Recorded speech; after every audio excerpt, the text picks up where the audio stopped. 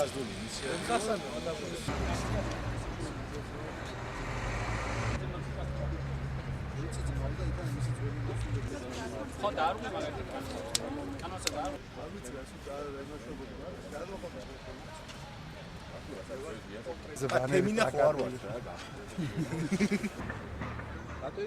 აღნიშნულ საკითხთან დაკავშირებით მოთხოვნა გააჩნდა ჩვენ ჩრდილოელ მეზობელს რუსეთს, რასთან დაკავშირებითაც ჩვენ უკვე კონკრეტულად ვაღიარებთ მისი მოთხოვნებისა და ინტერესების ნაწილობრივ შესრულებას. ამასთანავე ეს იმითაც არის მნიშვნელოვანი, რომ საქართველოს ოკუპირებული ტერიტორიების არაღიარების ჩაშლის მცდელობა და ნაწილობრივ შერბილებასაც კი ნიშნავს. და ჩვენ უერთდებით თბილისში მიმდინარე 13 არასამთავრობო ორგანიზაციის მშვიდობიან პროტესტს ამ კუთხით და უცხადებთ სოლიდარობას თითოეულ მათგანს. ჩვენ ამას ვაპროტესტებთ ძალიან მარტივი მიზეზის გამო.